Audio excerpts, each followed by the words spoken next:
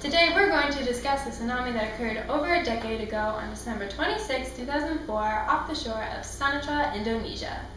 The tsunami killed 227,898 people and forced 1.7 million people to evacuate, making this the third worst tsunami since 1900 and one of the top 10 disasters of all time. 500,000 people were killed and one-third of the victims were children. To understand how this happened, we're going to talk to our science expert. Thank you, Davis and Gabby. This natural disaster was a tsunami. Tsunami, meaning harbor wave in Japanese, are seismic sea waves. Tsunamis can be formed by earthquakes, volcanic eruptions, submarine landslides, and meteorite impacts. Any of these events sends energy to the surface, displacing the water above sea level. Gravity pulls the displaced water back down through, causing it to split apart and create the drift effect look to it. This energy that originates underwater makes the water recede extremely far back at shore and creates a wave advancing at speeds up to 950 kilometers per hour. This process is called wave shoaling. Receding shorelines are a sign of an imminent tsunami, and many survivors have been able to escape the deadly tides by running for high ground once they see the water recede. The difference between normal tidal waves and tsunami waves is their height. Normal tidal waves are limited by the wind blowing on the surface, while a tsunami wave has the energy of originating water to fuel it. Not only do a tsunami's waves cause damage, but tsunamis also sweep away much of what is in its path when it retreats and can submerge entire islands permanently. Let's move to Gabby and Davis to talk about the details.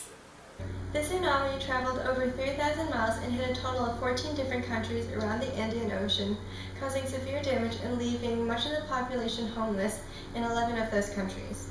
The 9.5 magnitude earthquake struck at 7:58 a.m. beneath the Indian Ocean, 160 miles off the coast of Sumatra, Indonesia. It was the highest magnitude earthquake in 40 years. The resulting tsunami had twice the power of the combined energy of all the bombs used during World War II. There were 6 waves in all, and the first one struck at 1 p.m. with the least amount of energy.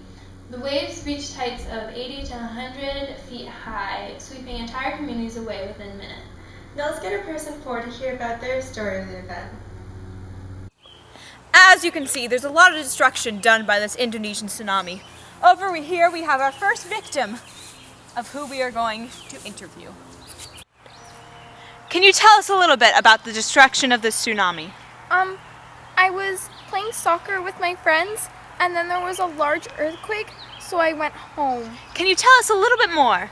So then when I was with my family, we decided to go in our car and drive away, but then the road was blocked and full of cars, and then all of a sudden there was this big black wave coming at us and made our car turn over multiple times.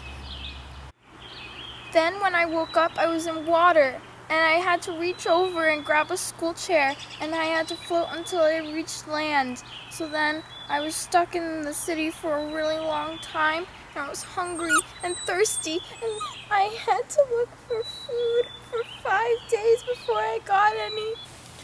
And then I was found 20 days later by some rescuers who were there to collect all the bodies, and then they brought me to the hospital where I found my dad and my doggy.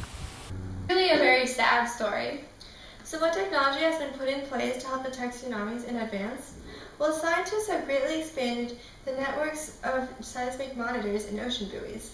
The Deep Ocean Alert Assessment and Alerting of Tsunamis is a global system that detects passing tsunami waves. In places like these, scientists use information from a network of sensors to estimate the size of the waves and alert governments to distribute warning. Another organization put in place is a $450 million early alert system by the Indian Ocean Tsunami Warning System. There are 140 seismometers and several ocean buoys to detect earthquakes that create tsunamis. Although this technology has been put in place, not all alerts reach local level towns near the coast. To help the Indonesian tsunami, $7 billion in humanitarian aid was given in the first 18 months of the disaster. Well, that concludes our Indonesian tsunami segment. Thanks for watching BFFS News. We'll see you tomorrow to talk about plants. Do they have feelings for you? I'm flowered. But I'm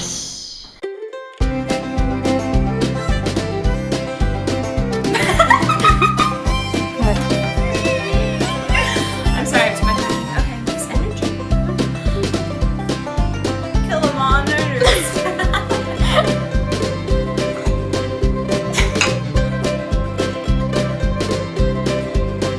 I found my dad.